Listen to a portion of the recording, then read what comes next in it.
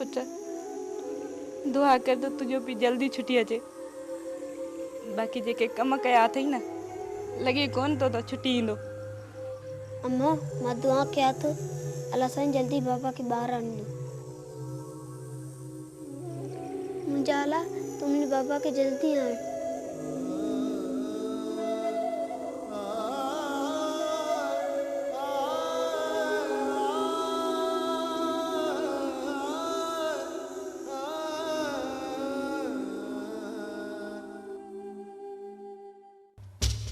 न बन जी अदा। तोखे उन वक़्तु खुड़क ई न पई जॾहिं कमदारान खानू ते हला कई। अदा कमरे में निंड पयल हुअसि। निंड पियो हुअसि? हाँ हाँ फायर तो मूं ॿुधियो हुआ पर मूं अदा नबन खे उथारण मुनासिब न समझो। मूं सोचियो त मतां अदा नबन खे उथारियां ऐं ही कुछ करे न वे। शाबस हुजे बच्चा, शाबस हुजे। जे जो हमलो मुंह मथां हुजे हा त पोइ केॾो पछताई हा। अल्लाह पनाह ॾे तो मथां तो कोन हुआ न।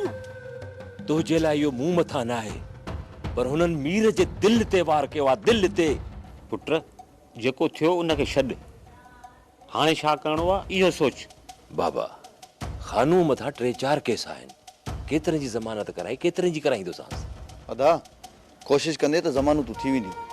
इहो मां हूंदो आहे जो सूबेदार हिकु ई ॾींहं में चालान करे जान छॾाईंदो आहे। खानू खे एतिरो जल्दी चालान कोन कंदा। घटि में घटि महीनो 2 लाकअप में रिमांड ते रखंदसि। पोइ अदा खानू घर त रुली वेंदो, अकेलो घर अथसि। इहा ई त गणती आहे। सुभाणे कोशिश करे वकील सां मिली खानूअ जा केस था हलरायूं। मन जज खे रहम पए ऐं खानूअ जी ज़मानत मंज़ूर करे।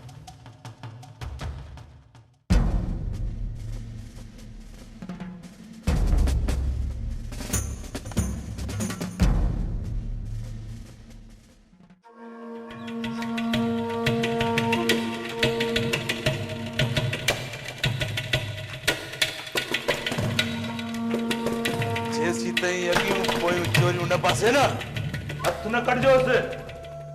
घबराना रहीस, जैसी ताईं अॻियूं पोयूं चोरी न पासींदो इहो नाश्तो हिन जो हलंदो रहंदो।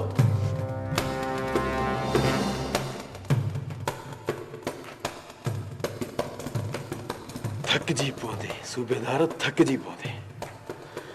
पंहिंजो पाण ते रहम खा। ही खानो जो